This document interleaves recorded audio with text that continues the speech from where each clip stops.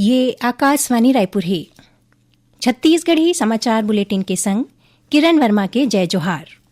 अब सुनाओ आज के प्रमुख समाचार।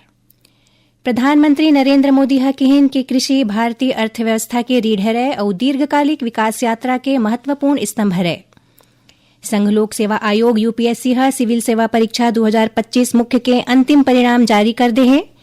और जशपुर जिला में यात्री बस पलटेले 5 मनखे के मौत। उन्हें बलौदा बाजार भाटापारा जिला में यात्री बस और ट्रक के भिड़ंत में 4 मनखे के मौत। अब समाचार विस्तार ले। प्रधानमंत्री नरेंद्र मोदी कहन कि कृषि भारतीय अर्थव्यवस्था के रीढ़ है और दीर्घकालिक विकास यात्रा के महत्वपूर्ण स्तंभ है। कृषि और ग्रामीण परिवर्तन विषय ऊपर बजट के बाद वेबिनार ला वीडियो कॉन्फ्रेंस के माध्यम ले संबोधित करत श्री मोदी कहन कि सरकार कृषि क्षेत्र ला मजबूत करे बर नियमित रूप ले कई कदम उठाए है। प्रधानमंत्री श्री मोदी रसायन मुक्त खेती और प्राकृतिक खेती ला सुदृढ़ करे के संग निर्यात ऊपर विशेष ध्यान ऊपर जोर दिन। उमन कहन कि केंद्रीय बजट 2026-27 में उच्च मूल्य कृषि उत्पाद में घलो ज्यादा ध्यान दे गे है। संघ लोक सेवा आयोग यूपीएससी सिविल सेवा परीक्षा 2025 मुख्य के अंतिम परिणाम जारी कर दे है। इदारी राजस्थान के अनुज अग्निहोत्री टॉप करे है। दूसर स्थान में राजेश्वरी सुवे एम है। उन्हें तीसरा स्थान एकांश ढूल पाए है। ये परिणाम लिखित परीक्षा और साक्षात्कार के आधार में जारी करे गे है। आयोग मेरिट के आधार में कुल 958 उम्मीदवार मन ला आने सेवा में नियुक्ति बर अनुशंसित करे है। छत्तीसगढ़ के 2 सीट समेत 10 राज्य के 37 राज्यसभा सीट पर दाखिल नामांकन पत्र के आज जांच करेगीस। प्रदेश ले भाजपा प्रत्याशी लक्ष्मी वर्मा और कांग्रेस उम्मीदवार फूलो देवी नेताम के नामांकन पत्र वैध पाए गए हैं। एकरे संग दोनों के निर्विरोध चुनाई तय माने जाते। नामांकन पत्र के जांच के दौरान विधानसभा कक्ष में भाजपा और कांग्रेस के प्रतिनिधि मौजूद रहीन। उन्हें तेलंगाना के एक मनखे घलो राज्यसभा प्रत्याशी के रूप में छत्तीसगढ़ ले नामांकन पत्र भरे रहीस, लेकिन अधूरा होए के सेती एला निरस्त कर देगिस। छत्तीसगढ़ समेत 10 राज्य के 37 राज्यसभा सीट के प्रत्याशी 9 मार्च तक अपन नाम लौटा सकते। जहां जरूरी है वहां 16 मार्च के मतदान होही और यही दिन परिणाम घलो घोषित करे जाही। केंद्रीय ग्रामीण विकास मंत्रालय माय भारत के संग मिलके आज ले एक ठिन राष्ट्रव्यापी डिजिटल अभियान वीबी जीराम जी यूथ डिजिटल कैंपेन के शुरुआत करे है।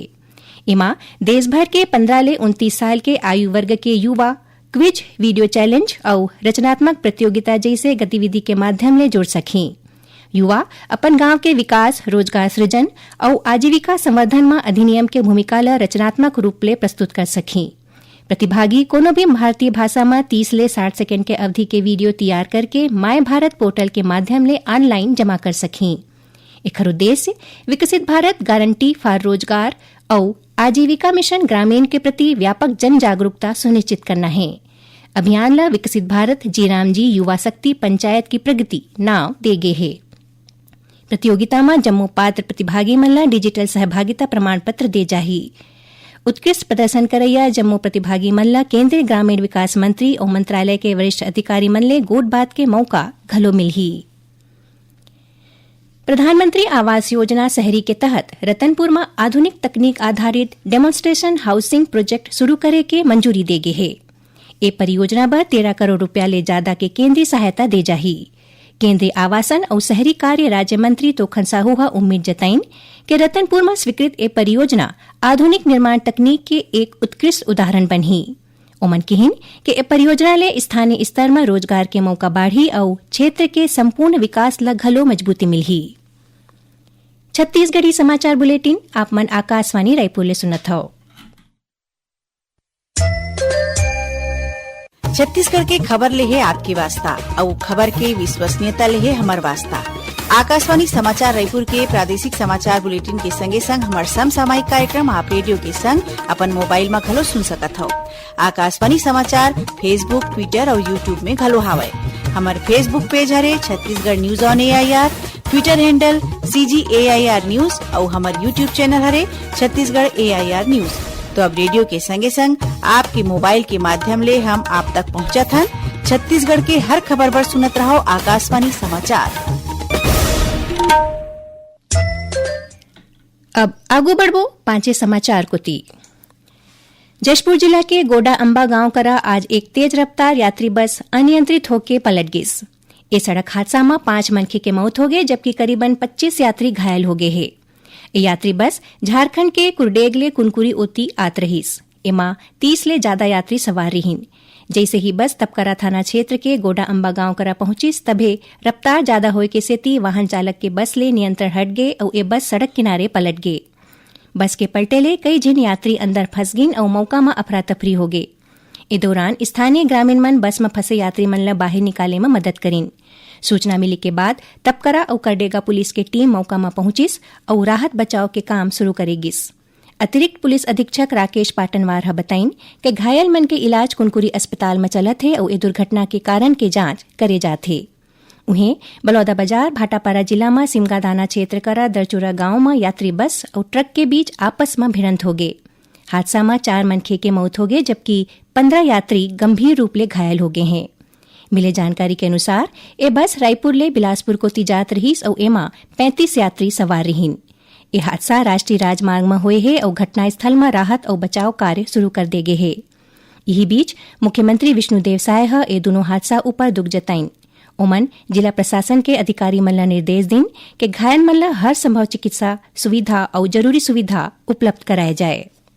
प्रधानमंत्री भारतीय जन औषधि परियोजना के तहत मनाए जात जन औषधि सप्ताह के दौरान आज रायपुर में जन औषधि पदयात्रा निकालेगिस। नागरिक मन ला सस्ता और उच्च गुणवत्ता वाला जेनेरिक दवा पर जागरूक करे के उद्देश्य ले एक कार्यक्रम के आयोजन करेगिस।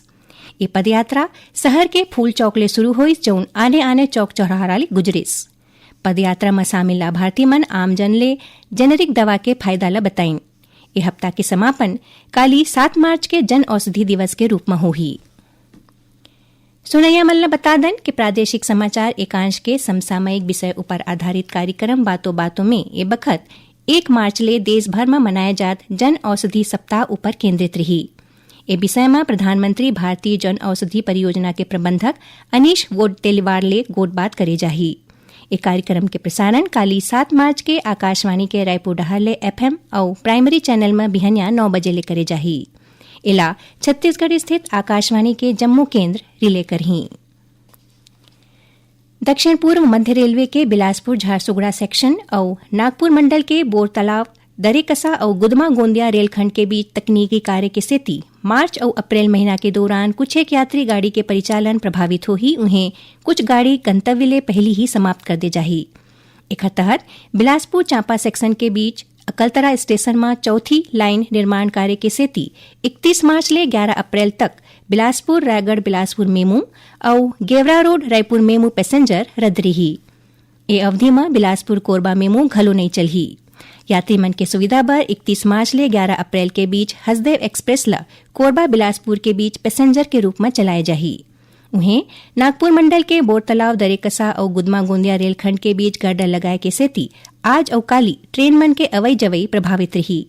इस दौरान रायपुर डोंगरगढ़ और गोंदिया मेमू रद्द रही। टाटा इतवारी एक्सप्रेस ला घलो पोरतलाव तक चलाए जाही।